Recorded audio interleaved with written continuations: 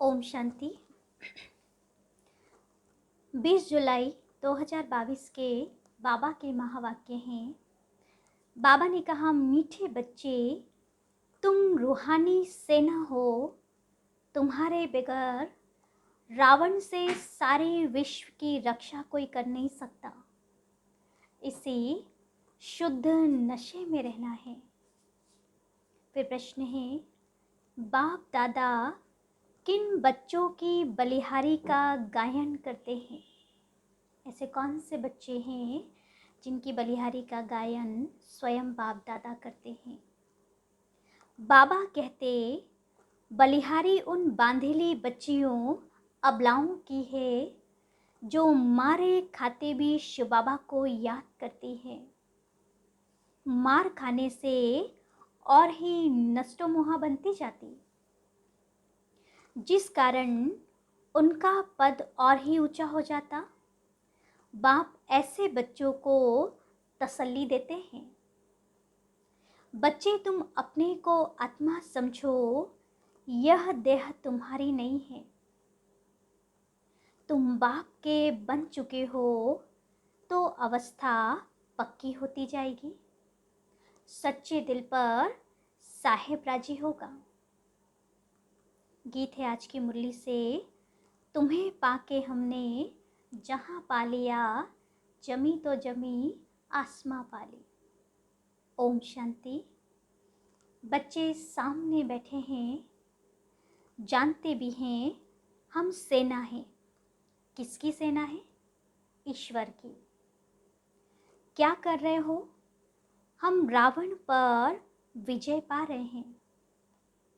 गोया इस सारी सृष्टि को रावण राज्य से छुड़ाए अपने राज्य की स्थापना कर रहे हैं। बैठे देखो कैसे साधारण रहती हो, कोई हाथ पांव नहीं चलाते हो, परंतु हो बड़ी जबरदस्त सेना।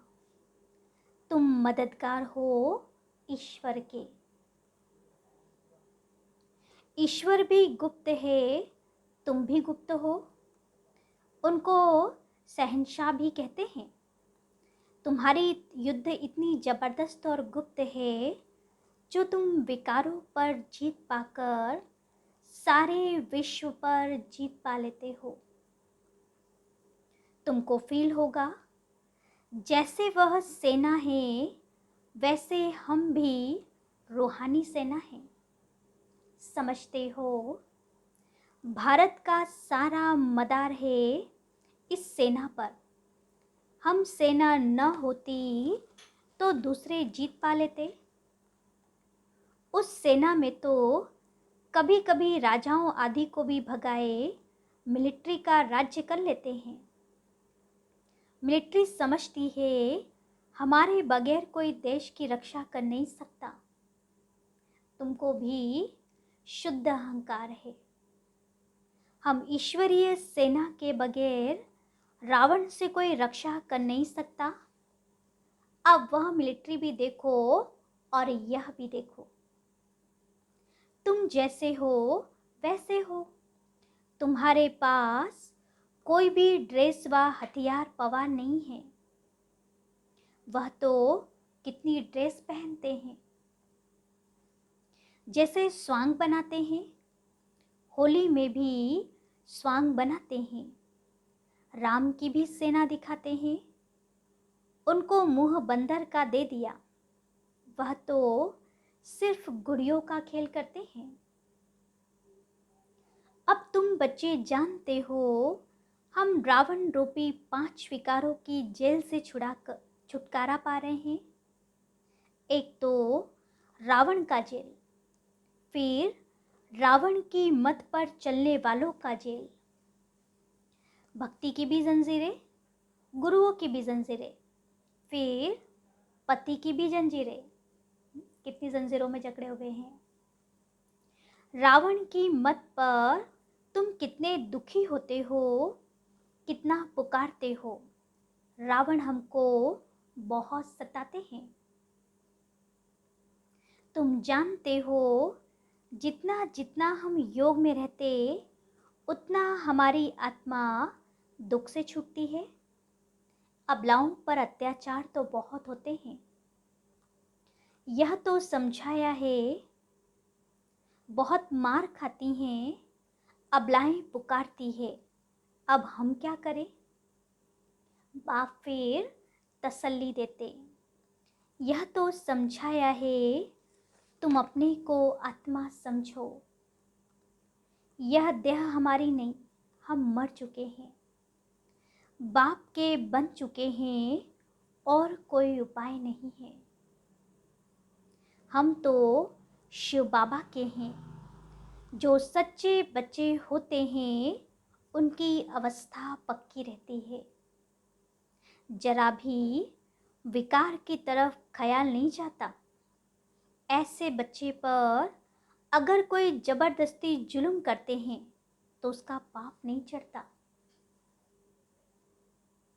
पुकारती हैं, बाबा हम तो आपके हैं।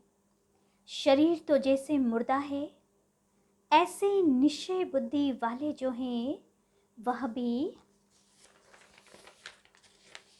बड़ा ऊंच पद पा लेते हैं।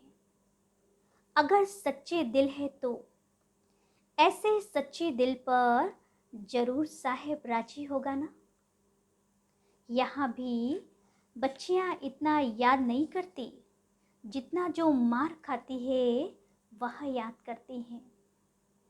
बाप के पास पुकार आती है, बंधन है, बाबा बंधन से छुड़ाओ। जो छूटे हुए बंधन मुक्त हैं वह भी इतना याद नहीं करते जितना बांधिलियाँ याद करती है। शिव बाबा की याद से ही बेड़ा पार होता है। कोई कहते हैं बाबा हमको मुरली भी पढ़ने नहीं देते हैं। अरे तुम बाप को याद करती रहो। मुरली में भी रोज यही समझाया जाता है।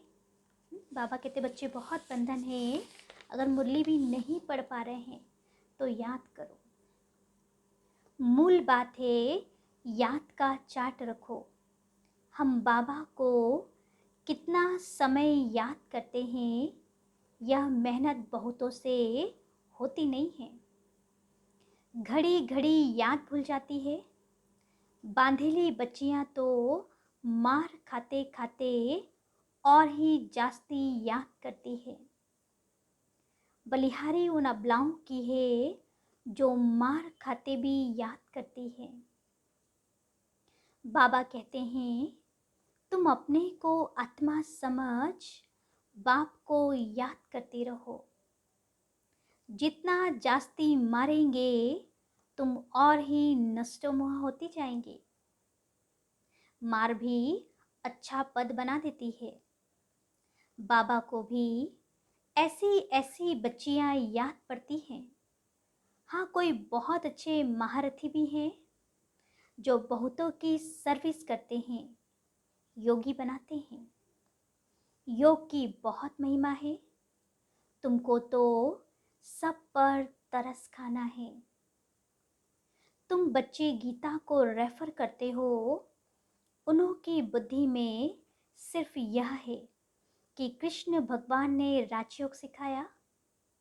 तुम कहते हो परम पिता परमात्मा ने राजयोग सिखाया। यह सिद्ध करने के लिए ही तुम पूछते हो परम पिता परमात्मा से तुम्हारा क्या संबंध है। पिता कहते हैं ना, पिता का ही फरमान है कि हमारे साथ योग लगाओ तो तुम्हारे विकर्म विनाश होंगे। कोई मनुष्य मात्र के साथ योग नहीं लगाना है।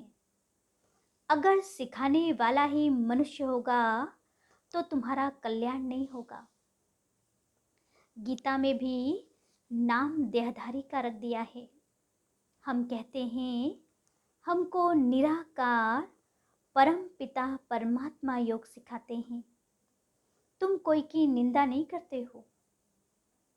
तुम तो बाप की महिमा करते हो, परंतु समझाने वाले बड़े तीखे और सयाने चाहिए, क्योंकि वहाँ बड़े बड़े विद्वान पंडित भी बहुत आते हैं सन्यासियों की भी सेना है ना, सबके हेड्स आते हैं।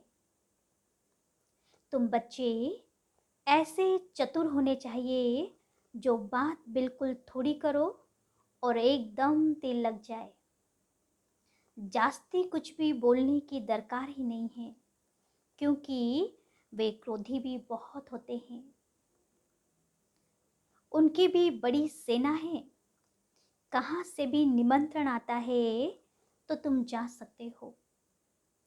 तुम बच्चे भी समझ सकते हो हमारे में कौन कौन अच्छी ललकार कर सकते हैं। एक अल्फ का अर्थ ही समझाना है। दो चीजें हैं बस। बाप अल्फ कहते हैं, मुझे याद करो तो तुम विश्व के मालिक बन जाएंगे। यह तो अल्फ भगवान ही कह सकते हैं। जो ही रचयिता है हेविनली गॉड फादर है। वह कहते हैं, मुझे याद करो तो तुम्हारे विकर्म विनाश होंगे। श्री कृष्ण को याद करने से विकर्म विनाश नहीं होंगे। कृष्ण अब कहाँ है? उसने तो एक शरीर छोड़ दूसरा ले लिया। निराकार तो अविनाशी है।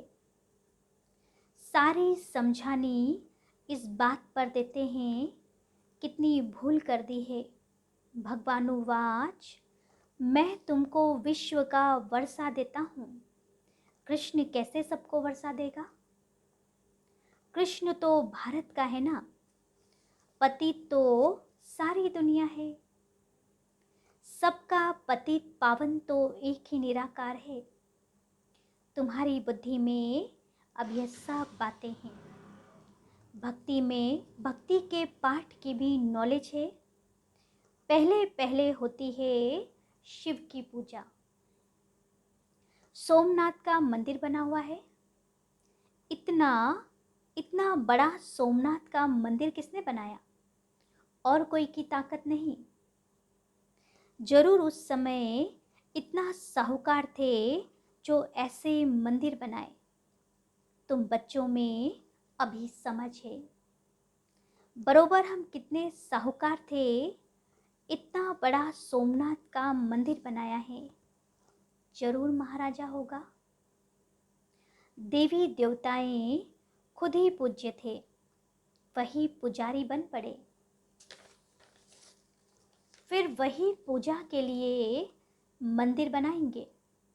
ऐसे नहीं कोई एक सोमनाथ का मंदिर बनाते हैं। एक ने शुरू किया, फिर बहुतों ने बनाया, फिर बहुत मंदिरों को लूटा होगा। एक मंदिर से ही इतना सामान निकला जो ऊँट भर कर ले गए।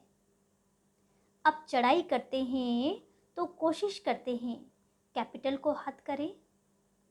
फिर उनकी विजय हो गई। अब तुम्हारी बुद्धि में है, बरोबर यह दिल्ली परिस्तान थी। धर्मराज ने स्थापन किया था। दिल्ली फिर से परिस्तान बनेगी, उसके लिए हम राजयोग सीख रहे हैं। अब तुम सुनते हो तो बुद्धि में नशा चढ़ता है। समझते हो हमारा राज्य स्थापन हो रहा है, हमारा नाम बाला है। कहा भी जाता है गुप्त सेना, नॉन वायलेंस। इतना बड़ा अर्थ कोई नहीं समझते। तुम न स्थूल हथियार उठाते, ना काम कटारी चलाते।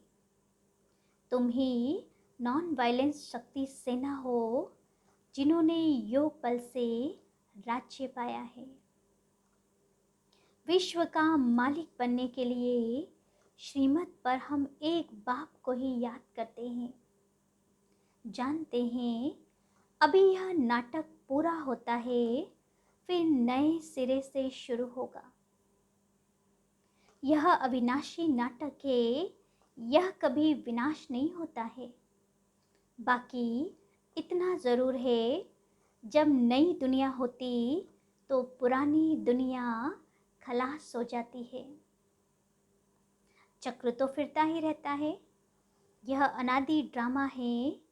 जैसे भगवान के लिए कहते हैं हाजिर नाजिर है, वैसे यह ड्रामा चक्कर लगाता ही रहता है। इस ड्रामा में सब एक्टर्स हैं ही, तुम जानते हो, मूल वतन और स्थूल वतन है ही है। फिर सतयुग त्रेता चक्र लगाकर फिर रिपीट होता है। यह अविनाशी ड्रामा है।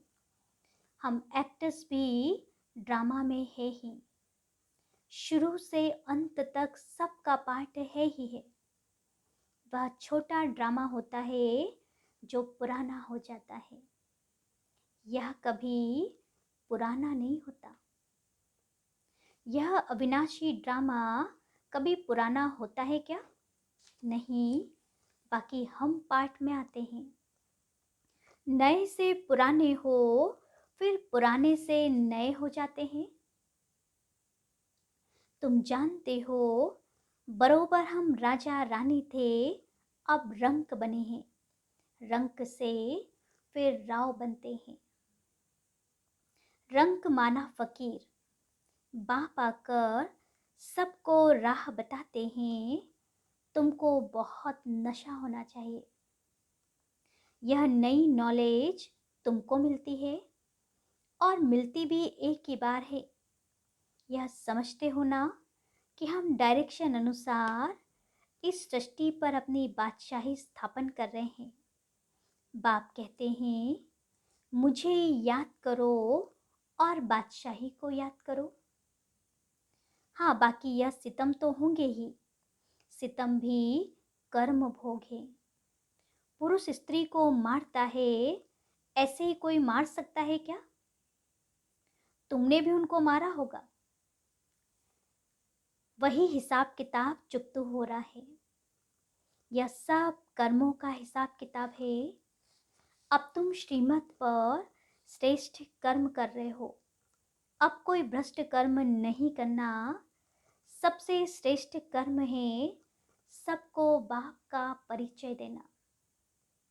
बाप का फरमान मिला है, मामे कम याद करो। सभी बाप को ही भूले हुए हैं, शिव की पूजा करते हैं, परंतु जानते कुछ भी नहीं। अमरनाथ पर भी बड़ा लिंग बना रखा है। इतना बड़ा बाप का रूप है क्या? कुछ भी पता नहीं। अब तुम बच्चे इन सब बातों को यथार्थ समझ गए हो। अच्छा, मीठे मीठे सिकिलते बच्चों प्रति माता पिता बाप दादा का याद प्यार और गुड मॉर्निंग। रूहानी बाप के रूहानी बच्चों को नमस्ते और हम रूहानी बच्चों की रूहानी बाप दादा को याद प्यार, गुड मॉर्निंग और नमस्ते नमस्ते नमस्ते। फिर धारणा के लिए मुख्य सार है। पहला, श्रीमत पर सदा श्रेष्ठ कर्म करने हैं। कोई भी भ्रष्ट कर्म ना हो, इसका ध्यान रखना है। बहुतों को योगी बनाने की सेवा करनी है। दूसरा है, सच्चा दिल रखना है। शरीर तो जैसे मुर्दा है, इसका अभिमान छोड़ देना है। पूरा पूरा नष्टो मोहा बनना है।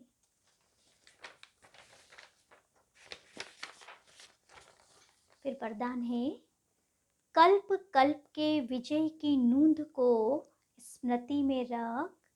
सदा निश्चिंत रहने वाले निश्चय बुद्धि विजयी भव। डिटेल है, निश्चय बुद्धि बच्चे व्यवहार व परमार्थ के हर कार्य में सदा विजय की अनुभूति करते हैं। भल कैसा भी साधारण कर्म हो, लेकिन उन्हें विजय का अधिकार अवश्य प्राप्त होता है। वे कोई भी कार्य में स्वयं से दिल शिकस्त नहीं होते, क्योंकि निश्चय है कि कल्प कल्प के हम विजयी हैं, जिसका मददगार स्वयं भगवान है। उसकी विजय नहीं होगी तो किसकी होगी? इस भावी को कोई टाल नहीं सकता। यह निश्चय और नशा निश्चिंत बना देता है। स्लोगन है, सदा खुशी की खुराक द्वारा तंदुरुस्त, खुशी के खजाने से संपन्न खुशनुमा बनो। फिर मातेश्वरी जी के अनमोल महावाक्य है, हम कहते हैं कल्प 5000 वर्ष का है और यह कल्प हर कल्प हूबहू रिपीट होता है।